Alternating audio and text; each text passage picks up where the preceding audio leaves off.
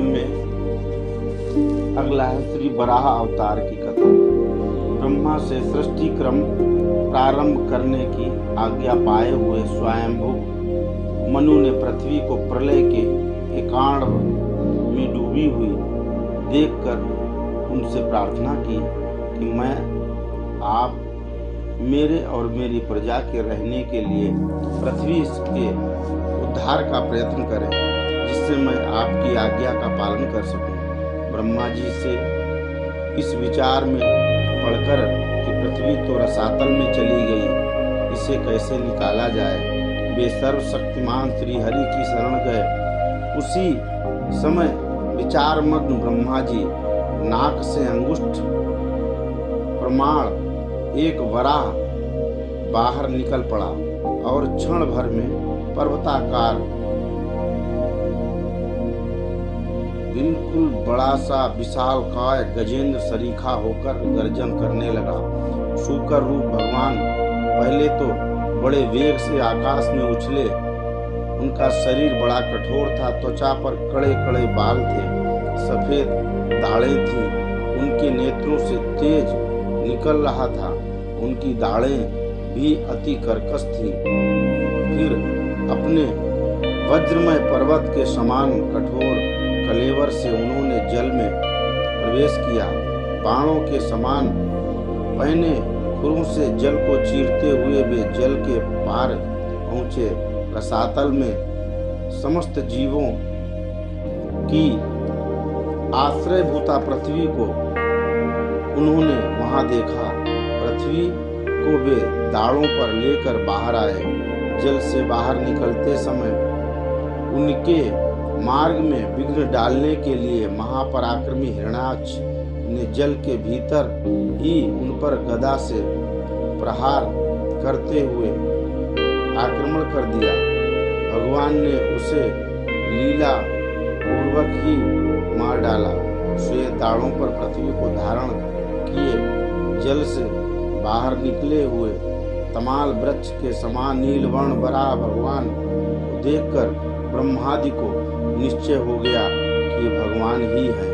वे सब हाथ जोड़कर स्तुति करने लगे। इस तरीके से ये वराह भगवान की कसी में आती है कमठ कच्छप अवतार की कथा। जब दुर्वासा जी ने साप से इंद्र सहित तीनों लोक रहित हो गए, तब ब्रह्मा जी इंद्रादि ब्रह्मा जी की शरण में गए।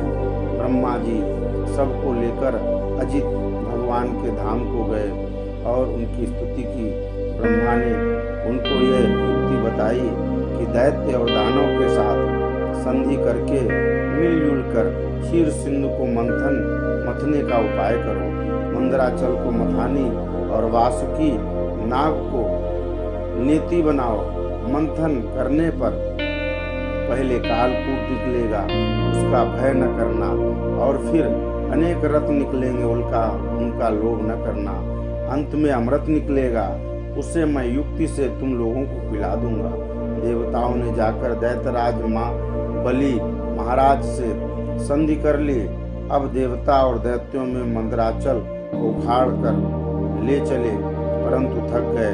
तब भगवान को प्रकट होकर कमठ उसे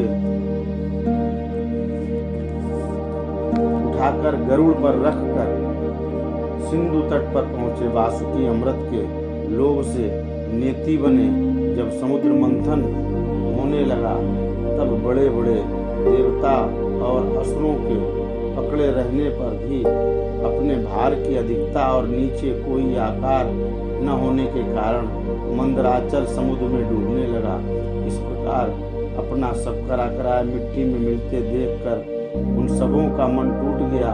उस समय भगवान ने यह देखकर ये सब विघ्नराज गणेश जी की करतूत है, उन्होंने हंसकर कहा, सब कार्यों के प्रारंभ में गणेश जी की पूजा करनी चाहिए। सो तो हम लोगों ने बिल्कुल भुला दिया।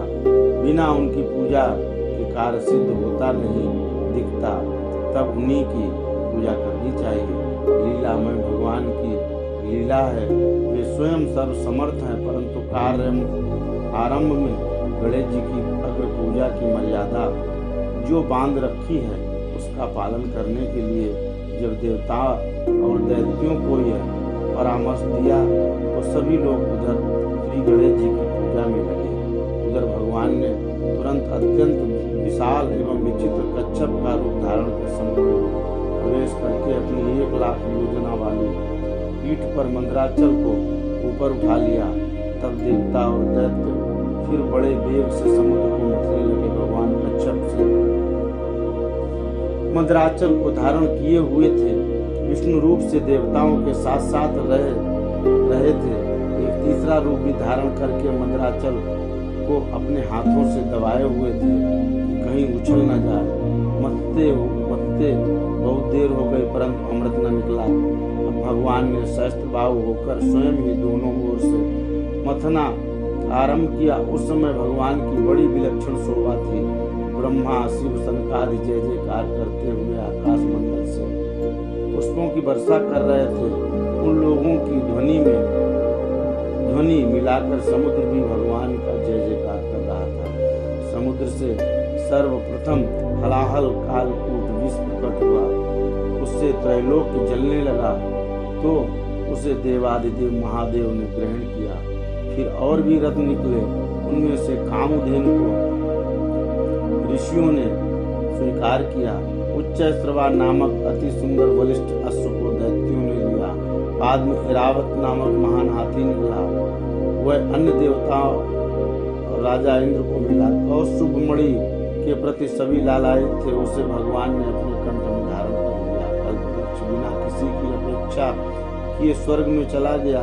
अप्सराएं भी स्वेच्छा से स्वर्ग को ही प्रस्थान कर गई। भगवत लक्ष्मी अपनी ओर से उदासीन रहने पर भी सर्वगुण संपन्न भगवान विष्णु का वर्णन किया।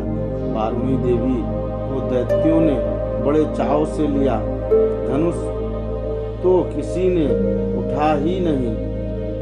तब भगवान विष्णु ने उसे धारण किया। चंद्रमा को अनंत आकाश विचरने के लिए दिया गया।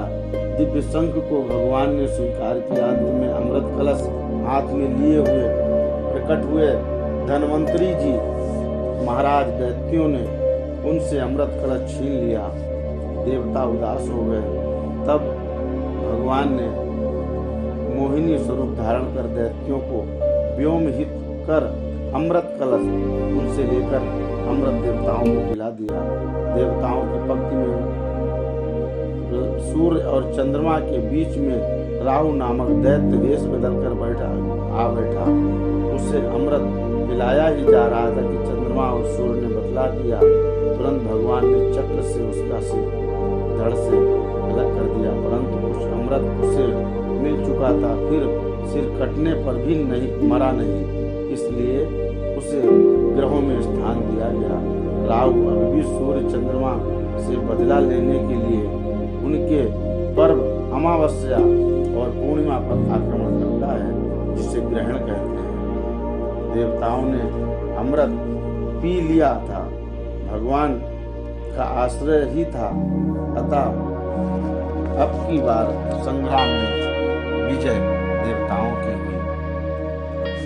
जब विजय देवताओं की हुई तो इसी से ये जो त्रिबरा अवतार कच्छप अवतार की कथा अभी तक, अब हम छोटे छोटे पार्ट्स में आपको इसी तरीके से